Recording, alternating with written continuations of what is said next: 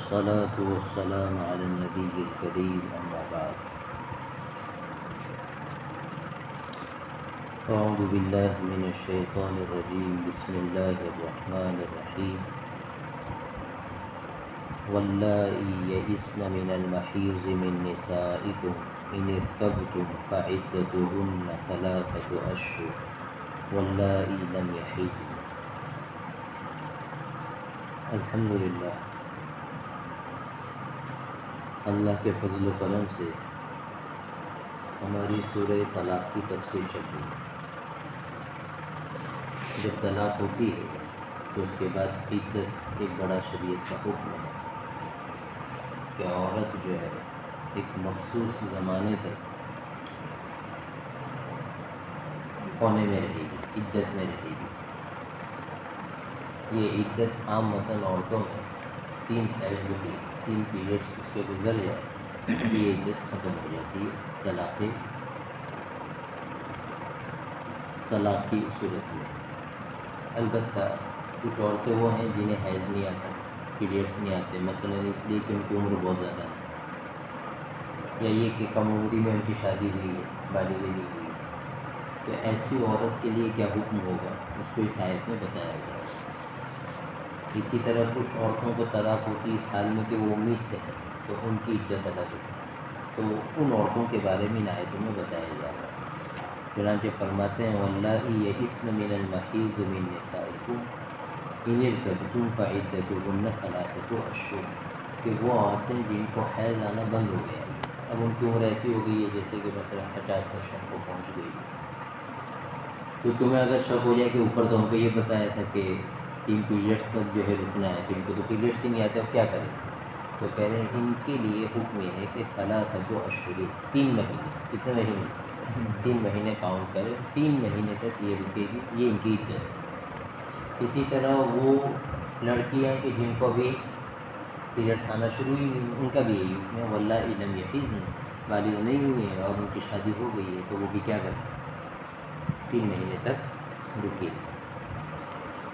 وَأُولَاتُ الْأَحْمَالِ أَجَلُهُنَّ أَن يَضَعْنَ حَمْلَهُنَّ، اور جن عورتوں کو طلاق اس حالت میں ہوئی ہے کہ ابھی وہ امید سے ہیں تو ان کی عدت یہ ہے کہ ڈیلیوری ہو جائے۔ اب چاہے پورے 9 مہینے باقی ہو تو بھی، اور اگر 1 دن باقی ہو تو بھی، آج طلاق ہوئی اور اسی دن مثلاً ڈیلیوری ہوگی، دوسرے دن ڈیلیوری ہوگی، طلاق ہونے کے بعد جب ڈیلیوری ہوگی بہرحال اس وقت اس کی عدت ختم ہو جائے۔ یہ ان کا حکم بیان کیا۔ آگے قرآن کہتا ہے وَمَن يَتَّقِ اللَّهَ يَجْعَل لَّهُ مِنْ أَمْرِهِ يُسْرًا،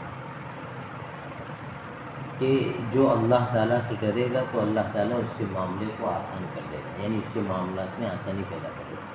میں اس سے پہلے بھی کہہ چکا ہوں اور قرآن بار بار کہہ رہا ہے کہ یہ جو پرسنل لا ہے اس پر عمل کرنا، جی، اور یہ گھر کے معاملات پر شریعت کو فالو کرنا اتنا آسان نہیں ہے۔ آدمی سوچتا اپنی مرضی ہے، اپنا موڈ ہے، دیکھ لیں گے، اپنے نجی معاملات ہیں، یوں بھی طے کر لو کیا مسئلہ ہے، ایسی سوچ ہوتی ہے۔ اللہ تعالیٰ بار بار متنبہ کر رہے ہیں کہ یہ صرف تمہارا اپنا حق نہیں ہے، اللہ نے بوڑی دی ہے، اسی کے نام پر ایک عورت کو تم لے کر آئے ہو، اور ایک مذہب کے سسٹم میں رہ کر تم نے یہ گھر بسایا ہے، لہذا مذہب کا حق ہے، اس رب کا حق ہے جس نے تمہیں منی کے نطفے سے پیدا کیا ہے، لہذا دل میں اس رب کا خوف رکھو اور ان احکامات پر کیا کرو؟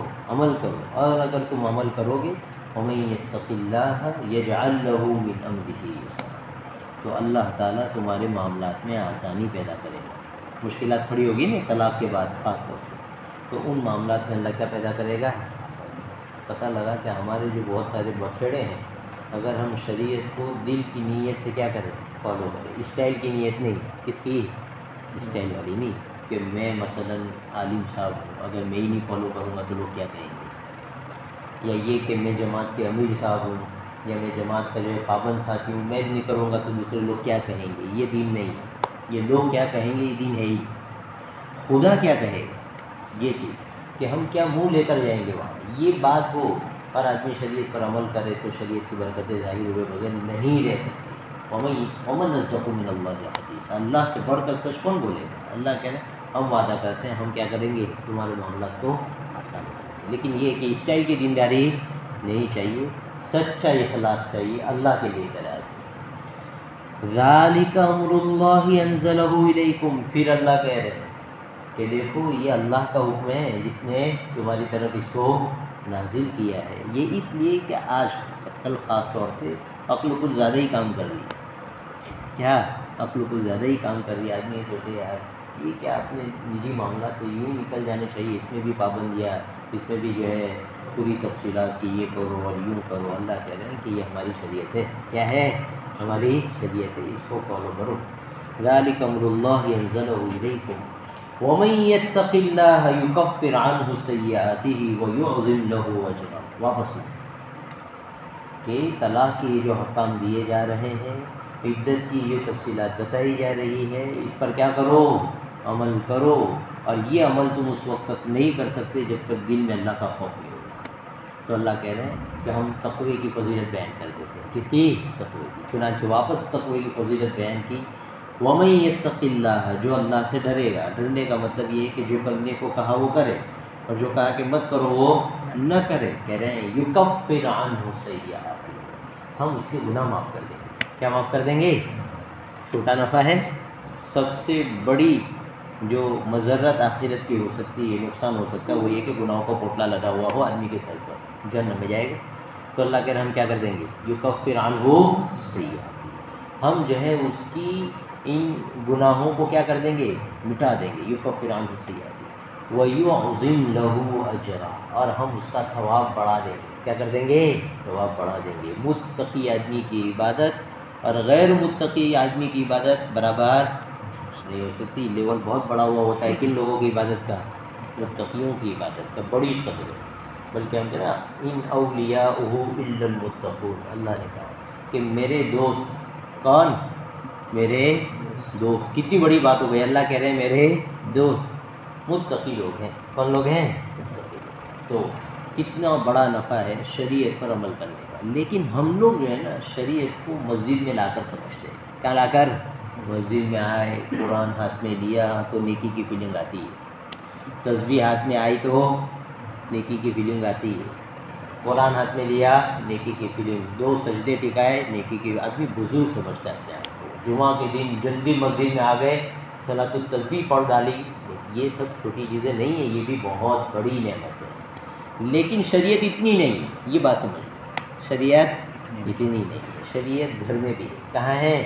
شریعت گھر میں بھی ہے۔ گھر کی شریعت کو ہم لوگ بھول گئے، اور اس کی وجہ سے گھر جہنم بنے ہوئے ہیں، سماج جہنم بنا ہوا ہے، تعلقات خراب ہے، سب کچھ، اور جھگڑے پیدا ہوتے ہیں۔ کیا پیدا ہوتے ہیں؟ اور یہ جھگڑے بھی اللہ کا عذاب ہے۔ کیا ہے؟ قرآن نے خود کہا ہے کہ تم نافرمانی پر اترو گے نا تو ہم تمہیں ایک دوسرے کے جھگڑے کا مزہ چکھائیں گے۔ کیا کریں گے؟ یعنی ہم تم کو آپس میں بھڑوائیں گے، لڑو۔ یہ سزا دے رہے ہیں ہم۔ کیا دے رہے ہیں؟ سزا دے رہے ہیں۔ لیذیق بعضکم بأس بعض، ہم تم کو ایک دوسرے کا جھگڑے کا مزہ چکھائیں گے۔ خاندان لڑیں گے، جی محلے لڑیں گے، گھر کے گھر لڑیں گے۔ یہ سب شریعت کو ٹھکرانے کی نوبت ہے۔ کس کو؟ شریعت۔ اور جب شریعت پر لوگ عمل کرتے ہیں تو دلوں میں محبت پیدا ہو جاتی ہے، ایک دوسرے کو برداشت کرنے کی صلاحیت پیدا ہو جاتی ہے، باتوں کو اگنور کرنے کی صلاحیت اللہ دے دیتا ہے، باتوں کو سمجھنے کی سمجھ اللہ عطا کر دیتا ہے۔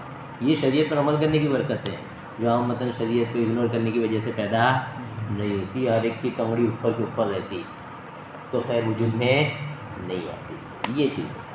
تو اللہ فرما رہے ہیں وَمَن يَتَّقِ اللَّهَ يُكَفِّرْ عَنْهُ سَيِّئَاتِهِ وَيُعْظِمْ لَهُ أَجْرًا، کہ جو اللہ سے ڈرے گا، ان احکام پر عمل کرے گا، اللہ اس کے گناہ معاف کر دے گا، اور اللہ تعالیٰ اس کے اجر کو بڑھا دے گا۔ آگے فرماتے ہیں اسکنوہن من حیث سکنتم من وجدکم ولا تضاروہن لتضیقوا علیہن، کہ ان عورتوں کو اپنی حیثیت کے مطابق اسی جگہ رہائش مہیا کرو جہاں تم رہتے ہو، اور انہیں تنگ کرنے کے لیے انہیں ستاؤ نہیں، اور اگر وہ حاملہ ہو تو ان کو اس وقت تک نفقہ دیتے رہو جب تک وہ اپنے پیٹ کا بچہ جن لے۔ اب یہ اوپر جو حکم تھا اسی کو واپس ریپیٹ کیا ہے۔ اوپر حکم تھا وَلَا تُخْرِجُوهُنَّ مِن بُيُوتِهِنَّ، کہ طلاق کے بعد عورتوں کو ان کے گھروں سے مت نکالو۔ ان کا گھر یعنی شوہر کا گھر۔ کس کا گھر؟ شوہر کا گھر۔ ہمارے یہاں سب سے بڑی کوتاہی یہاں ہوتی ہے، طلاق ہوتے ہی عورت کہاں جائے گی؟ اپنے ماں باپ کے گھر جائے گی، اپنے شوہر کے گھر میں اس کے لیے جگہ باقی نہیں رہ جاتی۔ آئی بات سمجھ میں؟ اور اس کی نحوستیں پھر لمبی چلتی ہے کہ نہیں ہے؟ تو کہا کہ عورت کو جو ہے اپنے گھر سے مت نکالو، بلکہ اس آیت میں کہہ رہے ہیں کہ جیسا بھی تمہارا رہائش کا مکان ہے جس میں تم رہتے تھے اور تمہاری کیپیسٹی ہے فائنینشلی، تم جیسے بھی رہ سکتے ہو اس مکان میں شوہر کو کیا کرو، رکھو۔ البتہ اتنا ہے کہ میں نے پہلے کہا تھا کہ طلاق بائن ہوتی، اشاروں میں طلاق دی، کس میں؟ یا 3 طلاقیں دے دی، یہ تیسری والی طلاق ہے، تو اس طلاق میں جو عدت ہوگی اس میں پردہ کرنا پڑے گا۔ کیا کرنا پڑے گا؟ میاں بیوی کو پردہ کرنا پڑے گا۔ باقی وہی بات جو شریعت نے کہی کہ ایک ہی طلاق دو، طلاق رجی، تو اس میں کوئی پردہ وردہ نہیں ہے، بلکہ اس میں تو سامنے جڑے، کہاں رہے؟ سامنے جڑے ہوئے، تاکہ پھر سے گھر آباد ہو جاوے، ہے کہ نہیں ہے؟ میاں دیکھے گا تو کب تک دیکھے گا؟ 3 مہینے سامنے رہے گی، ہاں، تو کبھی نہ کبھی تو جذبات آئیں گے، تو خود بخود اللہ تعالیٰ جو ہے ان میں یہ تعلق پیدا کر دے گا اور ان کے جو ہے عقل ٹھکانے آ جائے گی۔ اور زیادہ تر جو ہے نا ارد گرد کے لوگ معاملہ خراب کرتے ہیں، باقی میاں بیوی تو ایک رات میں جھگڑے 10 مرتبہ جو ہے ان کی صلح ہو جاتی ہے۔ یہ ایسی جنگ ہے جو بار بار اٹھتی بھی اور ختم بھی ہو جاتی ہے، کسی پارٹی کی زیادہ ضرورت پڑتی ہی نہیں ہے، اگر کوئی دوسرے آس پاس میں ہو تو معاملہ خراب کرتے ہیں، ہے کہ نہیں؟ جی، تو جو ہے یہ بات ہے کہ سامنے رکھو اپنے، قرآن یہ کہہ رہا ہے وَأَسْكِنُوهُنَّ مِنْ حَيْثُ سَكَنْتُم مِّن وُجْدِكُمْ، اپنے گھر میں رکھو، وَلَا تُضَارُّوهُنَّ، سائیکالوجی کو جانتا ہے نا قرآن، اللہ نے پیدا کیا نا، تو کہہ رہا آتے جاتے تانے مت ماری ہو، کیا آتے جاتے تانے مت ماری ہو اپنی بیوی کو، یا پھر جو ہے کھلانا بھی تو اپنے کو ہے۔ ابھی جب طلاق نہیں ہوئی تھی تو ماشاءاللہ سے روزانہ گھر میں مرغی بن رہی ہے، انڈے بن رہے، یہ بن رہا، وہ بن رہا، اب دال بن رہی ہے، جہاں ہانک پڑی کیا بنے؟ بٹاٹے بنے، کیا ہانک پڑی کیا بنے؟ کہ آج دال چاول بنے، کڑی چاول بنے، ٹھیک ہے جی۔ یہ پریشان کر رہے ہو تم نفقے میں تنگی کر کے، نفقہ یعنی خرچہ، تو اس کا کھانا پینا تم بند کر رہے ہو، ہوا ٹائٹ کرتے ہو، کیا کرتے ہو؟ تو یہ پتہ لگے میرے بغیر کیسے رہتی ہے تو دیکھ لے، ہے کہ نہیں ہے؟ تو اس کی بھی اجازت، اس لیے کہتے ہیں شریعت پر عمل کرنے کے لیے شریف انسان ہونا بہت ضروری ہے۔ خبیث آدمی شریعت پر عمل نہیں کر سکتا۔ کون آدمی؟ خبیث آدمی شریعت پر عمل نہیں کر سکتا، دل کی شرافت چاہیے، خاندانی آدمی چاہیے، تو جا کے شریعت پر عمل کر پائے گا۔ بہت برداشت کرنا پڑتا ہے، کیا کرنا پڑتا ہے؟ بہت برداشت کرنا پڑتا ہے، تب جا کر یہ اخلاق ہے، کیا ہے؟ یہ اخلاق ہے، شریعت سکھاتی ہے۔ وَلَا تُضَارُّوهُنَّ، کہ اپنے گھر میں رکھو، جملے مت کسو، اور گھر میں اگر کوئی جملے کستا ہے تو اس پر بھی پابندی لگاؤ۔ ماں بولتی ہے اگر وہ ظلم کرتی ہے تو اس کو بھی روکو۔ ہمارا سماج عجیب ہے، ماں باپ کے حقوق ہی سمجھتا ہے ایسے، بیوی کے حقوق نہیں سمجھتا۔ ہماری شریعت ایسی نہیں ہے، ہماری شریعت بیلنس والی ہے۔ کیسی ہے؟ بیلنس والی۔ میاں کو یہ حکم ہے کہ بیوی کو بھی کنٹرول میں رکھ، اور یہ بھی حکم ہے کہ اماں ابا کو بھی ادب کے ساتھ کنٹرول میں رکھنے کا۔ لگے کہ یہ ظلم کر رہے ہیں، لگے کہ یہ جو ہے حد سے باہر جا رہے ہیں، تو تنہائی میں بیٹھ کر پیار سے کہو کہ ابا یہ صحیح نہیں ہے، اماں یہ صحیح نہیں ہے، وہ بھی کسی گھر کی عزت۔ تو یہ بیلنس مفتی شیشہ فرماتے تھے، کیا کرو؟ بیلنس رکھو، لیکن یہ کہ ماں باپ کو جب بات کہی جائے گی تو ادب کے ساتھ کہی جائے گی۔ کیسے کہی جائے گی؟ ادب کے ساتھ، جھاڑ کر نہیں۔ ماں باپ کا رتبہ بہت بڑا ہے، اتنا بڑا ہے کہ قرآن نے کہا کہ کافر ہے تو بھی خدمت کرو۔ کیا کرو؟ کافر ہے تو بھی خدمت، اس سے بڑا کوئی جرم کائنات میں ہے نہیں، لیکن قرآن نے کہا وَصَاحِبْهُمَا فِي الدُّنْيَا مَعْرُوفًا، ان کے ساتھ تم پیار سے زیادہ کوئی بری چیز نہیں۔ حضرت ابو ہریرہ گئے تھے حضور کے پاس، کہا حضرت میری امی پہ بہت غصہ آتا ہے، سمجھ جاتی ہے میری، کہا کیوں؟ کہ آپ کو گالی بولتی ہے۔ کیا کرتی ہے؟ آپ کو گالی بولتے، مجھ سے برداشت نہیں ہوتا۔ حضور نے کہا نہیں، ان کے سامنے غصہ نہیں چاہیے۔ تو بیوی کی کیا کرنی ہے؟ فیور تو کرنی ہے انصاف دلانے کے لیے، لیکن یہ نہیں کہ پھر میں چلا، نہیں سمجھا رہا ہے، میں نے کرائے کا مکان دیکھ لیا ہے، تم تو یوں کر جیسے، پیار سے سمجھائیں گے۔ کیسے سمجھائیں گے؟ پیار سے۔ تو وہ سب سیکھنے کی چیزیں اللہ تعالیٰ ہمیں سمجھ عطا فرمائے۔ وَلَا تُضَارُّوهُنَّ لِتُضَيِّقُوا عَلَيْهِنَّ، کہ ان کو تکلیف مت پہنچاؤ تاکہ ان کے لائف کا مزہ خراب کر دو اور ان کے لیے تنگی پیدا کرو۔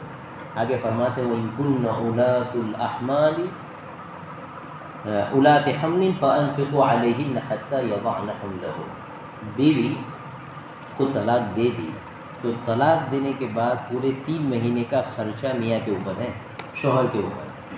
کوئی بھی طلاق دی ہو اور کیسی بھی عدت وہ گزار رہی ہو، چاہے اس کو مغلظہ طلاق دی، بائینہ دی، رجی دی، جو بھی طلاق دی بہرحال، لیکن بیوی کا خرچہ کس کے اوپر ہے؟ اب یہ تو 3 مہینے کا خرچہ شارٹ ہے، کیسا ہے؟ لیکن جو حمل والی ہے، مثلاً ابھی پہلا ہی مہینہ تھا تو پورے 8-9 مہینے کا مسئلہ ہے نا، تو ان کو خاص طور سے قرآن الگ سے ذکر کر رہا ہے کہ اگر یہ حمل والیاں ہیں، جی پریگننٹ ہے، تو ان کا کیا کرو؟ خرچہ ڈیلیوری تک برداشت کرو۔ کہاں تک؟ ڈیلیوری تک۔ پتہ لگا کہ بیوی کا خرچہ، بیوی کے ساتھ جو بچے ہیں اگر ماشاءاللہ، تو ان سب کا خرچہ کس پر ہے؟ شوہر پر۔ ہمارے سمجھ میں ہوتا ہے ایسا؟ طلاق دے کر گئی تو نہ فون پہ کانٹیکٹ، نہ بچوں کی خیر خیریت، کچھ بھی نہیں۔ ہم سے بڑا ظالم کون ہوگا؟ اور ہم سے بڑا بے شرم آدمی بھی کون ہوگا؟ جی آدمی اجنبی آدمی سے تھوڑے معاملات کرتا ہے تو احسان رکھتا ہے، تھوڑی شرم رکھتا ہے، اور تم تو کس کی گھر کی عزت لائے تھے بھائی، اور جو تھوڑا طلاق کا معاملہ ہو گیا تو ایسا لگتا ہے جیسے جنات شیاطین والی دشمنی اور خاندانی قسم کی، کبھی منہ نہیں دیکھ سکتے ہم لوگ۔ اتنا نہیں گرنا چاہیے، کیا اتنا نہیں گرنا چاہیے، حتیٰ کہ شریعت پر عمل کرنے کے لیے مظلوم بننا پڑے اور باتوں کو اگنور کرنا پڑے تو اگنور کرو، لیکن شریعت کا احترام ختم مت کرو۔ میرے ذمے تو یہ آتا ہے تو میں کروں گا، کیا میرے ذمے، چاہے تم بے شرم بن جاؤ سامنے والے، لیکن میرے ذمے تو آتا ہے کہ میرے محبوب نے مجھے شریعت پہنچائی ہے، میں یہ خرچہ پہنچاؤں گا۔ میں جو ہے میرے ذمے آتا ہے کہ بچوں کا خرچہ دوں، میں دوں گا۔ میرے ذمے آتا ہے کہ میں اپنی بیوی کو اپنے گھر میں رکھوں تو میں ماحول بناؤں گا۔ یہ جگر گردہ چاہیے، کیا چاہیے؟ جگر گردہ۔ تو اس مجلس سے اگر ہمارے اندر یہ بات پیدا ہو جائے، شریعت کا احترام، کس کا؟ شریعت۔ آدمی سرکار کے قانون کو توڑتے ہوئے کام جاتا ہے، جی یہ تو اللہ کا بنایا ہوا قانون ہے، اور یہ شریعت ہم کو یوں آسانی سے نہیں ملی بھائیو، بڑی قربانی ہے۔ کیسی ہے؟ بڑی قربانی۔ ابھی ایک صاحب حج پر ہیں، انہوں نے مجھے ویڈیو کال کیا، دوپہر میں غار ثور پہ چڑھ رہے ہیں۔ کہاں چڑھ رہے ہیں؟ تو پہلا جملہ یہ تھا کہ حضور کیسے چڑھے ہوں گے؟ کیا جملہ تھا؟ میرا دل اڑ گیا۔ اس نے کہا کہ حضور کیسے چڑھے ہوں گے اس کے اوپر، یعنی کتنی قربانیاں دی گئی۔ بولے آٹے آ گئے، کیا آ گئے؟ آٹے آ گئے، جوانی کے عالم میں حضور 50 سال کی عمر میں چڑھے، اور حضرت ابوبکر کی بیٹے اور بیٹیاں دین میں چکر کاٹ رہے ہیں، کھانا لا کر دے رہے ہیں، مار پڑ رہی ہے۔ اس شریعت کے لیے نبیوں کو قربانیاں دینی پڑی ہے، ان سے بڑی ہستیاں کائنات میں آئی نہیں ہے۔ ہم سے جس بات کی قربانی نہیں ہوتی، ہم سے یہ قربانی نہیں ہوتی کہ سمجھ کیا گئے گا، جائے تیل پینے کے لیے کوئی مسئلہ نہیں ہے، میں تو یہ کرتے رہوں گا۔ تو ایسے پکے لوگ چاہیے، جو ایسے نوجوان چاہیے کہ اگر خدا نخواستہ ایسا معاملہ ہو تو اپنے سماج اور سوسائٹی میں ایسا ماحول بنائے کہ یوں ہوگا، یوں نہیں ہوگا، یہ چلتا آیا تھا تو آیا ہوگا کسی اور کے گھر، ہمارے یہاں نہیں چلے گا۔ ایسا جگر گردہ لے کر جو اٹھے گا، اللہ اس کے اولاد اور نسلوں میں دیندار لوگ پیدا کرے گا، اللہ تعالیٰ اس کے اولاد اور نسلوں میں سکون پیدا کریں گے، عزتیں اللہ عطا کریں گے۔ ہم سمجھتے ہی نہیں کہ شریعت کے ساتھ اللہ نے عزت جوڑ کر رکھی ہے۔ تو بہرحال یہ کہا جا رہا ہے کہ اگر عورت عدت میں ہے تو اس کا خرچہ اٹھاؤ، اور اس میں خاص طور سے حمل والیاں ہیں تو جب تک حمل نہ ہو جائے، جب تک ولادت نہ ہو جائے، چاہے وہ پورے 9 مہینے خرچہ اٹھانا پڑے، تمہیں وہ خرچہ اٹھانا پڑے گا۔ اس کے بعد آگے دوسرا حکم ہے کہ ولادت ہو گئی تو بچے کو دودھ پلانا ہے، تو عورت تو عدت میں سے نکل گئی، اب اس بچے کو دودھ کون پلائے گا؟ دیکھو شریعت حقوق کی جو حفاظت کرتی ہے نا، حقوق کہ اس کا حق مارا نہ جائے اور کسی کے اوپر ظلم نہ ہو، کوئی مائکا لال ایسا سسٹم لا کر نہیں دے سکتا جو شریعت دیتی ہے، انسان کبھی نہیں لا کے دے سکتا ہے۔ چنانچہ یہ ہے کہ ولادت ہو گئی، اب بچہ ہے، اس کو دودھ پلانا ہے، تو اب ماں کے اوپر ضروری نہیں ہے، اس لیے کہ تو اس کی بیوی رہی نہیں، بیوی تھی تو دودھ پلانا واجب تھا، لیکن اب تو عدت سے نکل گئی۔ اب شریعت آپشن دے رہی ہے، میاں بیوی کو سمجھا رہی ہے کہ دیکھو اب تو یہ عدت سے نکل گئی، اب یہ تمہاری بیوی نہیں ہے، اور بچہ کس کا ہے؟ باپ کا ہے۔ کس کا ہے؟ باپ کا ہے۔ ماں کا بھی ہے جی، لیکن خرچہ کس پہ جائے گا؟ باپ پہ جائے گا۔ ابھی آگے بات آئے گی تو میں بتاؤں گا کہ دودھ پلانے کا خرچہ کون دے گا۔ تو اب شریعت کہتی ہے کہ اگر اس کی ماں پلاتی ہے تو جیسے اگر پرانے زمانے میں جیسے عربوں میں رضائیت ہوتی تھی، یعنی کہ کوئی عورتیں باقاعدہ ہوتی تھی جو دودھ پلانے کی ڈیوٹی کرتی تھی، اپنے گھر لے جاتی تھی، دودھ پلاتی تھی، جیسے حضور کو لے گئی تھی حضرت حلیمہ جی، تو وہ اجرت لیتی تھی کہ بھائی ہم 1 مہینے کا اتنا دو گے تو میں پورا مہینہ دودھ پلاؤں گی، اس طرح پورا نظام ہوتا تھا۔ تو یہاں جو ہے شریعت یہ کہتی ہے وَأْتَمِرُوا بَيْنَكُمْ بِمَعْرُوف، کہ تم آپس میں مشورہ کرو، اور اس کو سامنے رکھ کر کہ بھائی سماج میں دودھ پلانے کی کتنے چلتے ہیں، اتنے چلتے ہیں، مثلا مان لو کہ 10,000 روپے چلتے ہیں، پورا دودھ کا زمانہ 2 سال کا پلائیں گے، تو اب جو ہے شوہر کو شریعت مکلف کرے گی کہ بیوی کو دو کتنے 2,000 روپے دودھ پلانے کے. آئی بات سمجھ میں؟ جی. اور اگر بیوی کا میں تو نہ پلاؤں تو شریعت کہہ رہی ہے کوئی زبردستی بھی مت کرو، ڈھونڈو کسی اور کو جو دودھ پلا سکتی ہو اس کو دو. اور یہاں پر میاں اور بیوی دونوں کو کہہ رہے ہیں وَإِن تَعَاثَرْتُمْ فَسَتُرْضِعُ لَهُ أُخْرَىٰ، تم تنگی پیدا کرو گے تو کوئی دوسرا آگے پلا دے گا. مطلب یہ ہے کہ تم ناک پہ آؤ گے، میاں یہ کہے کہ یہ پلائے گی، اتنا نہیں دیں گے جتنا دوسروں کو ملتا ہے، 2,000 نہیں 1,000 دوں گا چاہیے، تو اس کی اجازت نہیں. یا بیوی ناک چڑھائے کہ میں نہیں پلاتی، تو شریعت کہتی ہے تیرے کو پر چھاپ مارے لیے دوسری مل جائے گی وہ پلا دے گی، چپ چاپ پلا لے. آئی بات سمجھ میں؟ تو یہ مسئلہ ہے. یا دونوں کو کہا کہ شرم رکھو اور مارکیٹ میں جو ویلیو چلتی ہے اسی کے مطابق پیسہ لے کر دودھ پلا دو. اور اگر نہیں تیار ہو رہی یا شوہر کی اتنی ویلیو نہیں ہے کہ وہ پیسہ دے سکے اور مفت میں کوئی پلانے کے لیے تیار ہو گیا، تو شوہر کو مجبور نہیں کریں گے کہ اس کی مائک پلاؤ، یا تو مفت میں پلا یا پھر وہ دوسری جگہ انتظام کرے گا وہاں جا کے پلاؤ. یہ شریعت کی اتنی باریک باریک چیزیں ہیں کہ جس کو اگنور نہیں کیا جا سکتا، اور یہ اسلام کے برحق ہونے کی دلیل ہے. اتنی زیادہ ڈیٹیل اور اتنے زیادہ مسائل کسی اور جگہ بولو نہیں ملیں گے. یہ چیز ہے. آگے انشاءاللہ بات کریں گے، وقت زیادہ ہو گیا. اللہ تعالیٰ کو ہمیں ان چیزوں پر عمل کرنے کی توفیق عطا فرمائے. الحمد للہ.